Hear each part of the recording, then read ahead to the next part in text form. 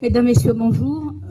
Permettez-moi de commencer par dire combien exprimer le bonheur et la joie et l'honneur qui m'est donné de parler devant vous aujourd'hui. C'est ma première visite au Maroc et pour moi c'est une visite symbolique dans la mesure où j'arrive pour un colloque sur les statuts des femmes, leurs statuts, leurs droits, leurs combats, dans un pays où, à mon humble avis, est le seul où les changements pour les droits des femmes viennent d'une volonté politique. Pour moi, à mes yeux et dans mon combat, cette question est fondamentale car le politique et sa volonté, ou plutôt son absence de volonté, est un des problèmes majeurs que rencontrent les femmes dans leur combat. Donc le Maroc pour moi est un symbole très important dans la mesure où nous avons dans ce pays un roi par la volonté duquel certaines choses ont changé, même s'il y a des limites, comme l'a dit Madame Aïcha tout à l'heure. C'est une volonté politique, n'oublions pas quand même que le roi du Maroc est Amir el-Mo'minin, et ce n'est pas rien. Mais il a eu aussi la volonté de changer certaines choses pour le statut des femmes et on ne peut que le saluer et très sincèrement, même si je ne suis pas musulmane et je ne bénéficie pas de ces avancées, mais je suis très très heureuse que mes sœurs musulmanes bénéficient de ces droits nouveaux. Et j'ai bon espoir que ça ira en s'améliorant. Permettez-moi aussi de remercier la Rabita, en la personne de Madame Asma Lambaret, Madame Aïcha Adou, vraiment qui ont fait un travail magnifique dans les coulisses, mais on a vu bien les coulisses, mesdames, et Monsieur Ahmad Abadi, dont je découvre le rôle, donc je ne serai pas hypocrite de vous dire je le savais, non, je le découvre.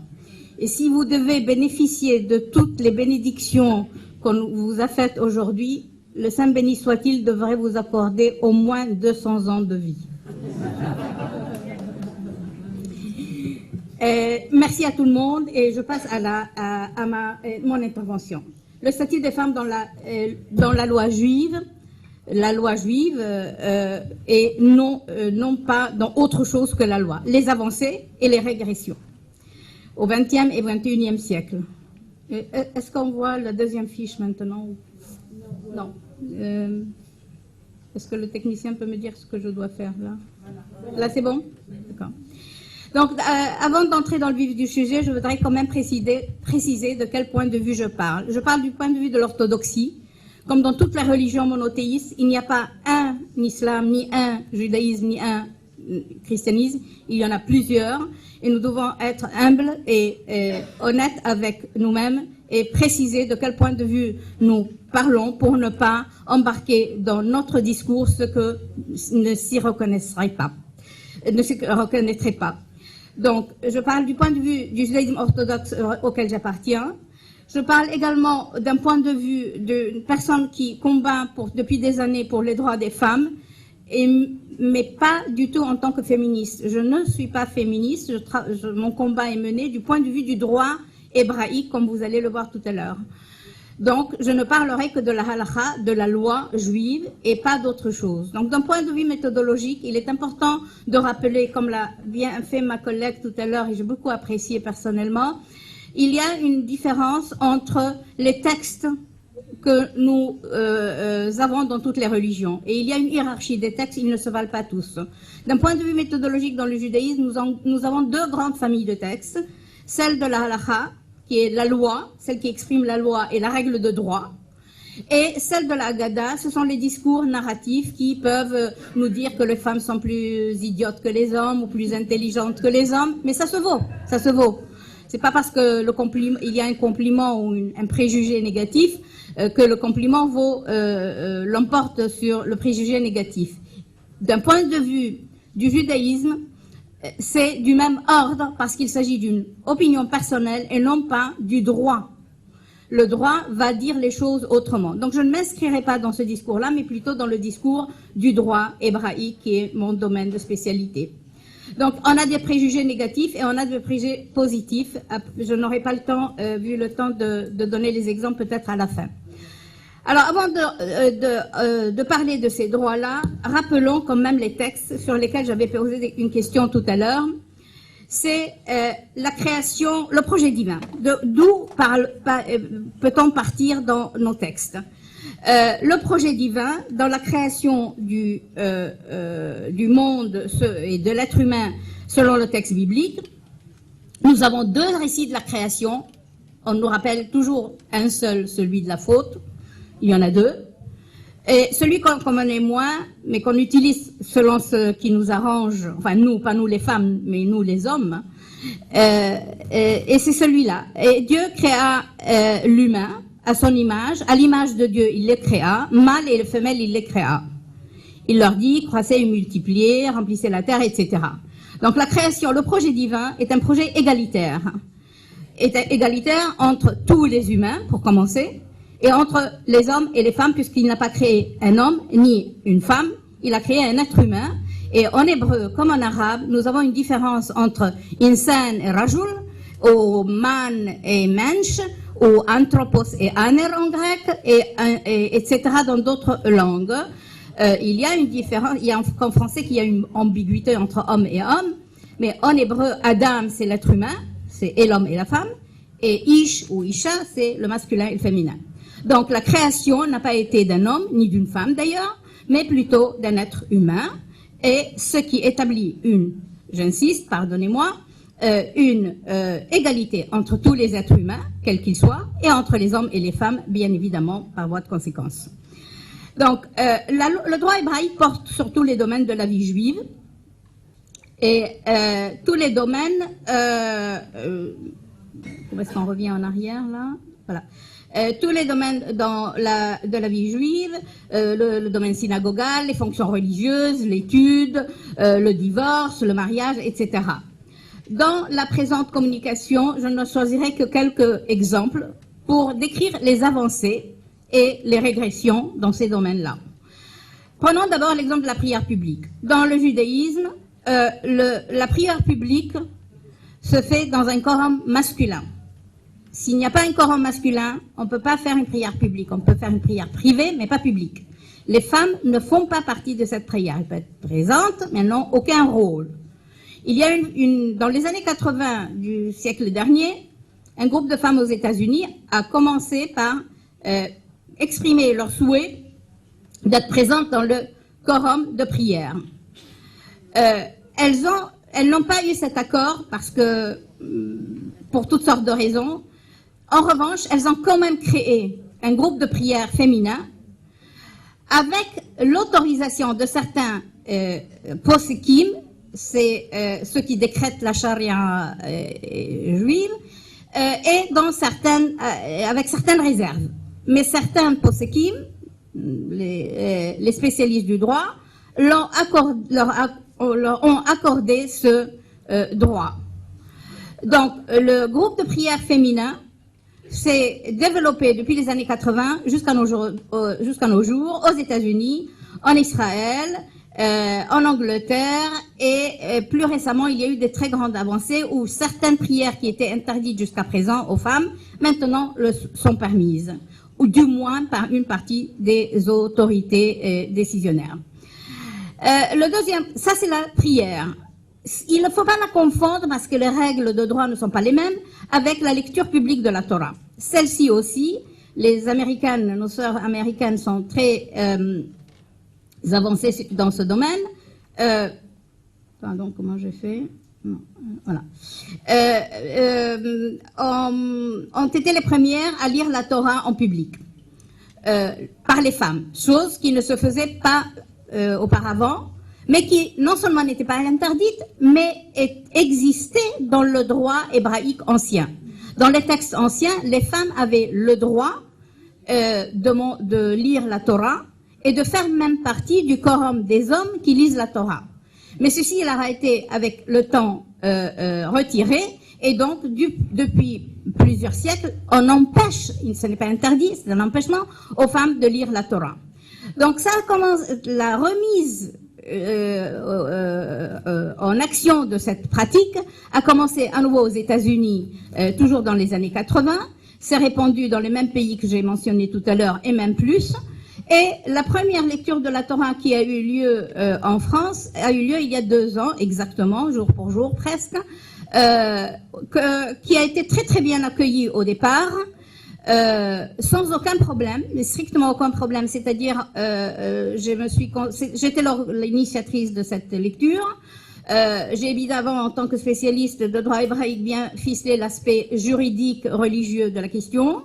Il y a eu un rabbin qui a eu le courage et la volonté d'y aller, de le faire, et même le conseil d'administration de la synagogue où ça devait se faire, c'était pas à la synagogue même, mais dans une salle attenante à la synagogue, était d'accord, ça a été voté à l'unanimité, personne n'a trouvé ça bizarre ni extraordinaire.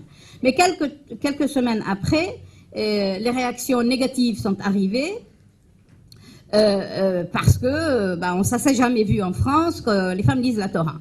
Donc, ce qui s'est passé, c'est que à la suite du moment d'euphorie, il y a eu ensuite des réactions négatives, surtout de la part de l'establishment, mais c'était des réactions négatives, non d'interdiction. On n'a pas interdit, on n'a pas dit que c'était interdit, on n'a pas osé parce que ça ne l'est pas, et parce que ça existe ailleurs en plus. Mais comme dans d'autres domaines, pour l'élection des femmes au consistoire ou d'autres domaines concernant les femmes, on a fait semblant comme si c'était une révolution et que c'était une nouveauté, et que j'avais inventé le fil à couper le beurre. Et c'était pas du tout une révolution, je venais 30 ans après les autres, voilà. Mais le côté positif de cela, c'est que le rabbin avec qui j'ai initié cette lecture n'a pas pu réitérer l'expérience parce que la hiérarchie le lui a interdit, mais moi j'ai continué toute seule et j'ai fait depuis 5 lectures, je prépare maintenant la 6e. Ce qui est positif dans cette expérience, c'est le fait qu'il y a un grand public qui vient alors que nous ne faisons aucune publicité. Je passe maintenant à la question des fonctions religieuses. Les fonctions religieuses sont de plusieurs catégories. Il y a les fonctions qui sont liées aux commissions religieuses. Ça concerne surtout l'État d'Israël, où dans les municipalités, il y a des commissions religieuses qui traitent des affaires religieuses. Et jusqu'à une trentaine d'années, toujours, c'est plus ou moins dans la même époque, les choses se passent. Une femme s'est présentée et on lui a interdit de siéger dans cette commission. Elle a saisi les tribunaux et elle a gagné. Et toute la chaîne des tribunaux et elle a gagné. Et ceci s'est produit, le même phénomène s'est produit pour être avocate devant le tribunal rabbinique. Ceci s'est produit également pour devenir une décisionnaire de loi, quelqu'un qui prononce la charia, le droit hébraïque. Aujourd'hui, en Israël, il existe 8 femmes de très haut niveau dans ce domaine-là, et d'autres qui sont d'un niveau moindre, mais existent. Il y a aujourd'hui, c'est une nouveauté, des rabbins femmes dans le monde orthodoxe, ce qu'on ne sait pas, parce qu'on refuse de les appeler rabbins, pour ne pas faire de l'ombre aux messieurs, mais elles ont là une formation souvent supérieure à celle des hommes. Aujourd'hui, il y a des femmes dans le corps électoral des rabbins. Il y a aussi des fonctions non religieuses, c'est-à-dire siéger dans des commissions de l'organisation d'une communauté ou d'un groupe religieux. Ça aussi, c'est interdit aux femmes. Et aujourd'hui, en France, on peut compter que très peu de femmes présidentes de communautés. Il y en a, mais elles sont rares.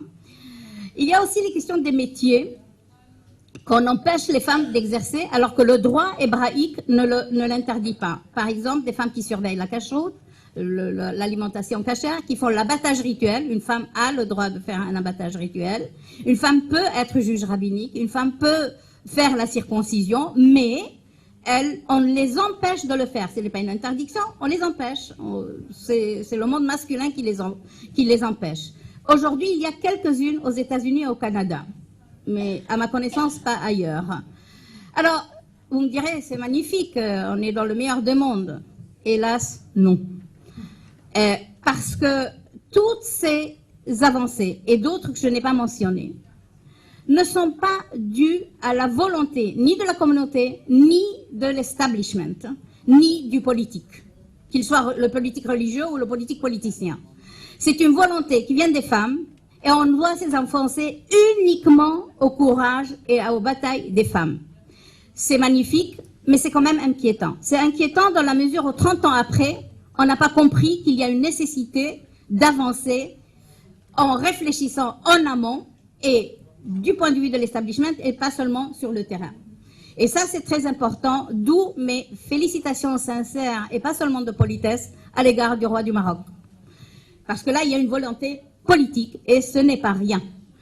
Donc, les régressions, c'est qu'en même temps qu'il y a toutes ces avancées, on a des régressions. C'est-à-dire, en même temps, dans le monde religieux, on va empêcher, dans certains milieux, je reprends ma phrase, dans certains milieux religieux, orthodoxes, toujours les mêmes dont je parle, on va empêcher les femmes de prendre la parole en public, comme aujourd'hui, moi, maintenant. Et dans un contexte même pas religieux. Je donne l'exemple d'une institution que je félicitais il y a quelques années, parce que c'est une institution qui a su combiner le droit religieux avec la procréation religieux juif et la procréation médicalement assistée, et qui faisait du bon travail. Et qu'est-ce que j'apprends? Nous apprenons tous par les journaux il y a 2 ans que cette institution empêche, quand il y a des colloques comme celui-ci, il n'y a que les hommes et les barbus ou non d'ailleurs, qui ont le droit de prendre la parole. Mais les femmes qui travaillent sur le même domaine de la procréation médicalement assistée, c'est-à-dire les gynécologues, les biologistes, les chercheuses, etc., dans le domaine médical, sont empêchées de prendre la parole en public parce qu'elles ne sont plus des spécialistes, elles sont des femmes. Donc c'est une régression. C'est une régression. Il y a un autre domaine qui est très délicat, surtout en France, c'est l'empêchement des filles de faire la bat mitzvah, la majorité religieuse. La majorité religieuse, elle se fait. On ne peut pas dire qu'elle ne se fait pas. Mais la question, c'est comment elle se fait. Elle ne se fait pas de la même manière que pour les garçons. Là, je voudrais quand même faire une remarque avant d'avancer. Quand on parle de droit et d'égalité de droit, ce n'est pas nécessairement, en tout cas dans ma vision des choses, une identité des choses. On peut avoir le droit, tous le droit, de travailler dans le bâtiment, mais une femme a plus de mal à travailler dans le bâtiment qu'un homme parce qu'elle a moins de muscles, c'est comme ça. Mais le droit de travailler dans le bâtiment doit demeurer le même pour les deux. Tout bien que l'homme et la femme ne sont pas capables d'assumer la même chose. Donc, lorsque je parle de la bat mitzvah, pardonnez-moi, je ferme la parenthèse, et les filles, on leur fait une cérémonie, mais elle n'est pas identique à celle du garçon. Alors vous me direz quel est où le problème? Il y a un problème. Parce que c'est une cérémonie qui n'est pas religieuse. Elle parle du religieux, mais elle n'est pas religieuse en tant que telle. Et la préparation des garçons et des filles n'est pas la même. Et ça, c'est un point gravissime, à mon humble avis, dans toutes les religions. Si l'éducation des garçons et des filles n'est pas identique, elle n'est pas similaire, identique, le même programme, le même type d'enseignement, et surtout la séparation des garçons et des filles dans l'enseignement est préjudiciable. Quand on sépare les garçons des filles, il y a souvent les filles qui payent un prix un peu cher pour cela. Donc l'éducation, et c'est là où ce point-là est important, l'éducation des filles n'est pas la même. On ne leur enseigne pas la même chose. Et peut-être ça, je le dirai plus tard. Un dernier mot concernant le divorce, puisque c'est un domaine sur lequel je travaille depuis longtemps. Il n'y a pas de divorce dans le judaïsme, comme il n'y a pas de divorce dans le droit islamique, et j'espère, si je dis une bêtise, corrigez-moi. Non, il n'y a pas de divorce, il y a une répudiation. Alors, la différence, et là c'est un débat qui même, ok, le mot compte à rebours est terminé, et j'en ai terminé. La différence est fondamentale et en fait, c'est pas une opinion que j'énonce, c'est un débat que je souhaiterais avoir avec vous, mesdames et messieurs. Le divorce, selon la définition juridique, c'est la dissolution légale du mariage civil, ou autre d'ailleurs, prononcé par un tribunal du vivant des deux époux. Ça, c'est le divorce. C'est une instance extérieure au couple qui prononce la séparation du couple. La répudiation, c'est toujours la définition juridique, c'est la rupture du mariage par la volonté unilatérale d'un des époux, le plus souvent le renvoi de la femme par l'homme. Donc ça, c'est la répudiation. Donc que le droit musulman aujourd'hui ou autre droit essaye de corriger ceci, je pense qu'aujourd'hui nous sommes encore face à des problèmes de répudiation dans nos deux religions et pas à un divorce. Et je termine par la question du droit de vote. Peut-être nous aurons l'occasion de revenir, parce que le droit de vote a été accordé aux femmes juives d'un point de vue religieux, pas civil, religieux, en 1922, bien avant les femmes françaises et suisses et autres. Et c'est un droit qui est important et dans la religion et dans la vie civile. Et ce droit-là, plus personne ne le met en cause, seulement pour élire. En revanche, pour être élu, il est remis en cause. Et ça, c'est problématique et le danger de nos religions. Et le tout dernier mot, permettez-moi, Monsieur le Président, c'est vraiment le dernier, c'est la question du pseudo-rôle de l'homme et de la femme. Dans nos religions respectives, non, oubliez les religions, dans ma religion, on nous parle du rôle ou du pseudo-rôle de l'homme et de la femme. À ma connaissance, il n'y a pas dans le droit religieux un rôle de l'homme et de la femme. Ça, c'est un discours sociologique. Mais on nous le sert tellement depuis la nuit des temps qu'on s'imagine que c'est vraiment inscrit dans le droit. Or, il n'en est rien. Bon, je m'arrêterai là, sinon le président va m'exclure de la salle. Et je vous remercie de votre attention.